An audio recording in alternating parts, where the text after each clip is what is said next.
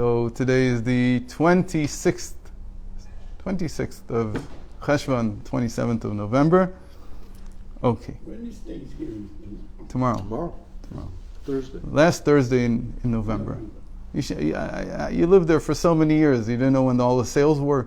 I can't read English. I just saw the board today that Thanksgiving could have been the first colonists were more deists. Right. It could have been a Sukkot. Yes. Yeah. Okay, so we're in chapter 31, page קל"ב. ומתי יובן הקושייה דלעיל עוד כ"ח? איך ייתכן שהאצילות הוא אלוקות ונקרא גם כן בריאה יש מאין? כאפילו אק נקרא אדם דבריאה לגבי אין סוף ברוך הוא. So now we can answer, he says, the question that we ended chapter 28 with, which was, how can we say that Atzilus on the one hand is godly, it's elokut, and still call it creation from, or being from nothing, meaning this ex nihilo thing. Because we see, and what was this proof? We see even higher than Atzilus, even the world above Atzilus, which is called the world of primordial man. So there, he's called in the Zohar, the Kabbalists agreed that when the Zohar talks about Adam de Bria, the man of creation, it's talking about Ak, Adam Kadmon, primordial man. Yeah. And he's called Bria. So even Ak is called a creation. Creation is always something from nothing. Because according to what we just explained, it becomes clear. Because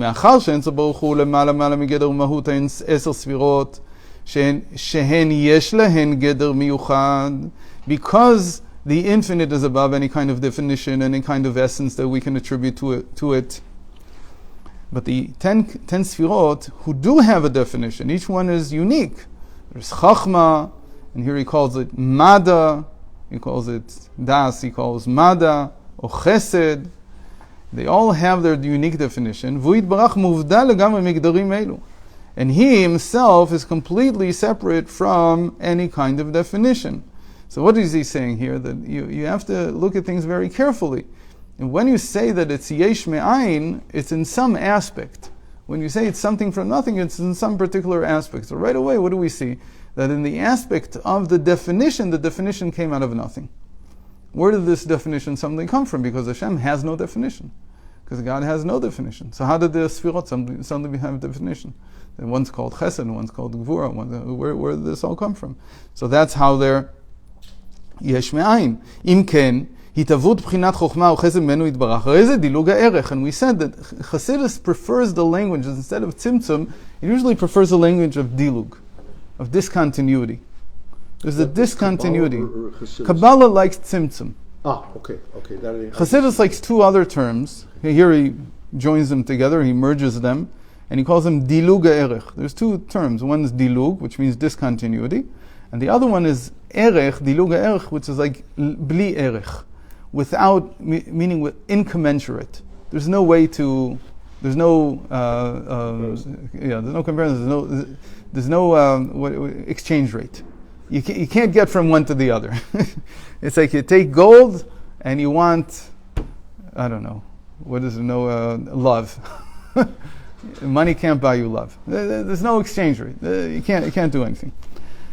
Okay, so there's a complete discontinuity here between this. When we're talking about their definitions, where did their definitions come from? So what he's saying is, this is basically the direction that all learning from the beginning of time takes. You start out with generalities, and you slowly understand that the general principle that you said is actually very narrow. It's not as wide in scope as you thought it was. So we begin by saying the world of the Sfirot, the emanation, is yesh me'ayin from Hashem. We say it's something from nothing, it's being from nothing. And in the beginning we think, in every single way. So he says, no, not in every single way. What we meant was in terms of the definitions. Meaning, in God you won't find any definition, and in the Sfirot you suddenly do find definition. So in that sense, in the sense of defining them, of making them unique entities that have a definition, there you have the quality of yesh me'ayin. There you have the quality of something from nothing. And why do I say this is how all learning is? Because that's how the Gemara works. The whole Talmud is built this way. You start out with a blanket statement in the Mishnah, and by the time you're finished, it becomes very, very, very narrow. The Mishnah was talking about one specific case. Now, it's exactly how you need to learn, because it seems to you in the beginning that it's making a blanket statement, but it's not really a blanket statement. The more you go into it, you understand it's a special case. Now, this special case could be very important because sometimes you learn the generality from a special case. People like to say there's the exception that proves the rule. That's one way of looking at it. There's and that, by the way, is a very true statement. They don't like it in the world of logic, but it's very true. There are exceptions that prove the rule, meaning that you need to have an exception to know that everything else works this way. And sometimes you have a very specific case from which you build the generality. This is called binyan av in Torah logic. It's called inductive reasoning. So you take one specific case and you say, from this I extrapolate the general rule. It's a big chiddush to do that. And that's why, scientists are not crazy about inductive reasoning, but that's all they have. Because you can always find, or potentially always find, a contradictory example. And if you do find a contradictory example, then what happens to what you knew before? You say, what I knew before was true, but only regarding a very specific part or a section of reality. Like I saw a particular part of reality. There is true. You want to expand my frame of reference, so now it becomes more complex. כיוון שאין סוף ברוך הוא מרומם ומבדל מגדר זה וכולו. ואין התהוות החוכמה בבחינת עילה ועלול מהאין סוף ברוך הוא, שאם היה נמשך חוכמה בבחינת עילה ועלול מן האור והזיו, המאיר ממנו יתברך, היה התהוות פשוט בתכלית הפשיטות, כמו אין סוף ברוך הוא.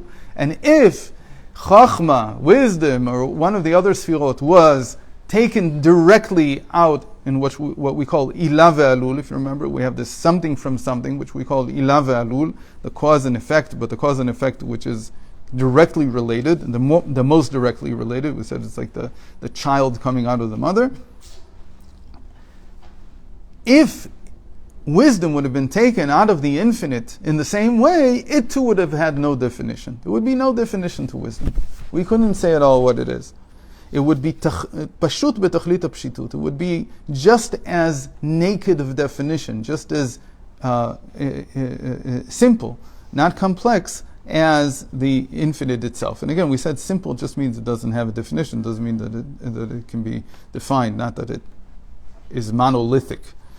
כי האור מעין המאור, ולכן להיות התהוות החוכמה אינסוף ברוך הוא על ידי צמצום עצום בבחינת דילוג לגמרי, שלא בדרך השתלשלות. And so therefore, because the tendency of the light is to come out from the light, from the source of the light and be the same, here there had to be some kind of discontinuity, some kind of tzimtzum, some kind of leap in order to allow the wisdom to have some kind of definition. That's what we mean when we say that wisdom came out something from nothing. But still, on the other hand, it is godly, it is divine. We mean to say, in the end, this is the extension of godliness in reality. V'nikra getlich, v'lshon Ashkenaz, that's what we call getlich in Yiddish, which means godly. But we don't mean to say that the Sfirot are the essence of what it means that God is. We don't mean to say they capture the essence at all. What we mean to say is that they are an extension in the same way, and again the image is of the ray of light coming out of the sun, but the ray of light is not like the sun. In other words, today we would say the sun is a fusion reactor. The ray of light is the energy emanating from the fusion reactor. So it has something to do with the fusion reaction, but it's not the fusion reaction itself. An example that we have from ourselves, from our psychology, is the thoughts we have relative to our soul. Here I'm going to translate it as the soul, but relative to the psyche. So the soul has thoughts. what's going on here? That the soul is thinking, and the thoughts, hi hitpashtut koach mimena, is the thought captures, it's an extension of something in the soul, but it's not the soul itself. But you can't say that the thought is the same thing as the soul itself. In other words, this whole idea of reaching a state of immortality by documenting a person's mind. Okay? He says it won't be the same thing. I mean, you could be that you're going to capture something. You know, there's this thing now. I don't know how good it is, but I hear that people spend a lot of time on it. It's called character.ai. So they did an LLM that they build the inference on, let's say, all the writings of Benjamin Franklin, or if you want somebody who wrote a lot, is Winston Churchill, who wrote like 1 million words, or maybe even more in his lifetime. This was a great writer. So you feed all this into your large language model and into your AI machine, and you can then discourse with the person, and it sounds like it's him or her. And you can imagine that this is wanted by different industries on the internet. But the most interesting industry is historical. If you want to actually have a conversation today with Winston Churchill, since we have his voice, I'm sure that's going to be attached to it soon. Sure. Also, that'll talk to you like Winston Churchill also. And we don't have Washington's voice, but we have some of his writings, and then you can infer from everything else what he would have said. Okay? But is that him? That's his soul? It's a pattern recognition from what he said. These are his thoughts documented. And by the way, this is what he's talking about here is exactly what we're going through now. These are exactly the questions that we're dealing with now. In his time, it was clear to him the thought is not the same thing as the soul. It's not the same thing as the psyche. ועל דרך משל זה באלף אלפים הבדלות אין קץ ותכלית ובחינת ערך הספירות לגבי אין סוף ברוך הוא שנקרא אלוקות שהם התפשטות ממנו יתברך והיינו לפי שאין התהוותן שיהיו בחינת יש ונפרד לגמרי כמו המלאך אלא הם בביטול אמיתי לגבי האין סוף הואיל ואין רק זיו מאורו יתברך בלי הסתר פנים. So still the difference between a sphera and an angel is that the angel is completely separate. It's not considered an extension of godliness at all. It's a creation like any other creations. But the sphera... Can we say that it's a bit similar to like a shadow, like a two-dimensional projection? Amazing. So that's the mashal I was telling them before we started. That's the mashal that Rabbi Yisrael Srug uses. That the sphirot are a shadow of projection of. When you say projection and extension, it's probably very close. It might be that the right translation of all this itpashtut is actually projection. We say today ashlacha, but hatala. Right, in math you call it right. And there's this whole area in math that you can project onto a two-dimensional image and not lose any information from as many dimensions as you want. Church in two-dimensional. Right. So you don't lose information, but the question is whether you capture the soul. And he says the soul you can't capture. What that object was, you probably can't know, but you can know all the features. You can know a lot about it, and there's no information lost. But you can differentiate. It's only differentiation, or it's more than that? I don't know. I think it's mainly differentiation because you do lose some information, but it's not all information. So the Rav once told me that you don't lose any information, but it's very. I don't know.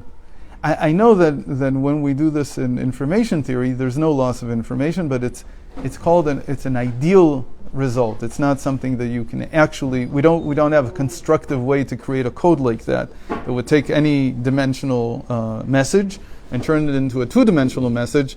We know that you can make it because that's Shannon's first theorem, but we don't know how to create. It's not a constructive theorem. We don't know how to create a code like that. So I don't know if it's the same problem in projection theory. So in any case, we'll end here and continue this lesson tomorrow.